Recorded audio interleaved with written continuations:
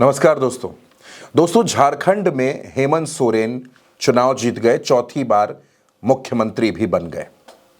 Bharatiya Janata party की पूरी सेना हेमंत और कल्पना को रोकने में नाकाम हो गई और अब एक बार फिर से झारखंड में गठबंधन की सरकार है, कांग्रेस और जेएमएम की सरकार है। लेकिन इस बीच दोस्तों सबसे ज्यादा एक सवाल पूछा जा रहा है और वो सवाल ये है कि क्या चंपाई सोरेन और सीता सोरेन, वो दोनों जो जेएमएम छोड़कर बीजेपी में चले गए, अब इन दोनों का क्या होगा? क्या ये दोनों जेएमएम में वापस आएंगे? जब इस बारे में सुप्रियो भट्टाचार्य जेएमएम के बड़े नेता हैं, हेमंत के करीबी हैं, पत्रकारों ने उनसे सवाल पूछा तो सुप्रियो भट्टाचार्य ने कहा कि अगर इस तरीके का कोई प्रस्ताव उनकी तरफ से आएगा, यानी चंपाई और सीता सोरेन की तरफ से आएगा, तो इस पर विचार जरूर किया जाएगा।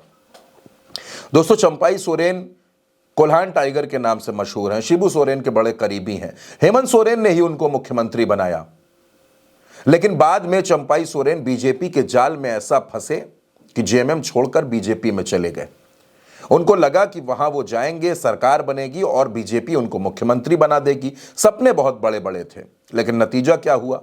खुद तो विधायक बन गए सरायकेला से, चुनाव जीत गए, लेकिन घाटशिला में अपने बेटे को चुनाव नहीं जिता पाए। उनका बेटा जेएमएम के प्रत्याशी से चुनाव हार गया और ये चंपाई सोरेन के लिए एक बड़ा झटका है। तो दूसरी तरफ सीता सोरेन जेएमएम में बड़ी नेता रही हैं, शिबू सोरेन के परिवार की सदस्य हैं, शिबू सोरेन की सबसे बड़ी बहू हैं, जामा से लगातार चुनाव जीतती रही, विधायक बनती रही, लेकिन जैसे ही बीजेपी में गई तो ये भी बड़े बड़े सपनों के साथ थी। बीजेपी ने इनको सबसे पहले लोकसभा का चुनाव लड़वा दिया, लोकसभा का चुनाव लड़ी, लोकसभा का चुनाव हार गई। फिर बीजेपी ने इनको भरोसा दिया कि हमारी सरकार आ रही है और आपको बहुत कुछ मिलेगा। सीता सोरेन को लगा मुख्यमंत्री की कुर्सी ना सही, लेकिन बड़े बड़े विभाग मिलेंगे, कैबिनेट मंत्री बन जाएंगी। बिना सोचे समझे, बिना कोई गुणागणित के, कोई राजनीतिक आकलन किए बगैर सीता सोरेन ने बीजेपी के कहने पर जामताड़ा से चुनाव लड़ लिया और जामताड़ा में कांग्रेस के इरफान अंसारी से बुरी तरह चुनाव हार गई।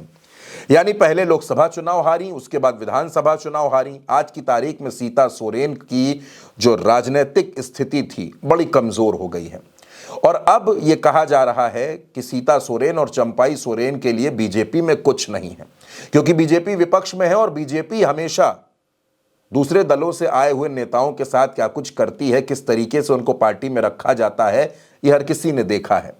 ऐसे में सीता सोरेन और चंपाई सोरेन को भी अपने राजनीतिक भविष्य पर खतरा मंडराता हुआ नजर आ रहा है और ऑप्शन सिर्फ जेएमएम है। अगर दोनों जेएमएम में जाते हैं, शिबू सोरेन के पास जाते हैं, हेमंत सोरेन के पास जाते हैं, पुरानी गलतियों के लिए माफी मांगते हैं, तो हेमंत सोरेन इन दोनों को माफ करके एक बार फिर अपनी पार्टी में शामिल कर सकते हैं।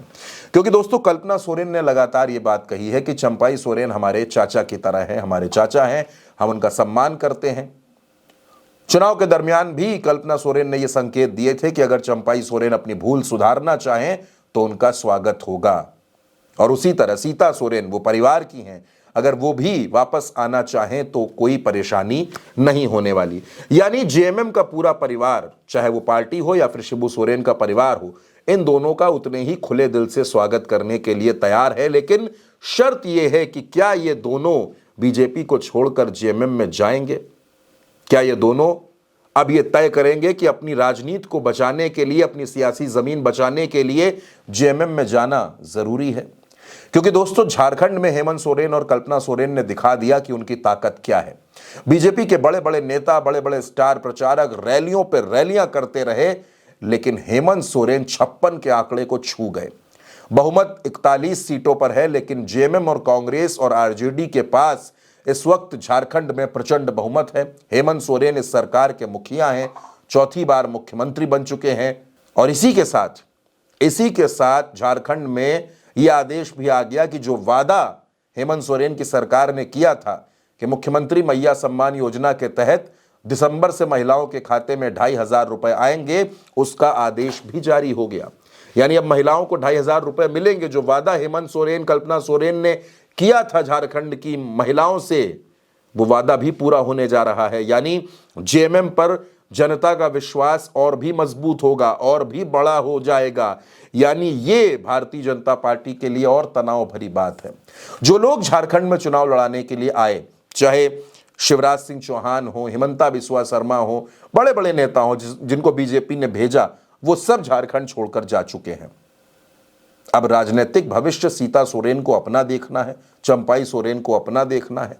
ऐसे में चंपाई सोरेन और सीता सोरेन जो भी कदम उठाएंगे वो झारखंड की राजनीति में बहुत बड़ा संदेश देने वाला भी होगा। और अगर इन दोनों ने घर वापसी का फैसला कर लिया तो ये भारतीय जनता पार्टी के लिए बड़ा झटका होगा। फिलहाल इस खबर पर दोस्तों आपकी जो भी राय हो, अपनी राय कमेंट बॉक्स में जरूर बताइएगा और उल्टा चश्मा यूसी को सब्सक्राइब करना बिल्कुल मत भूलिएगा।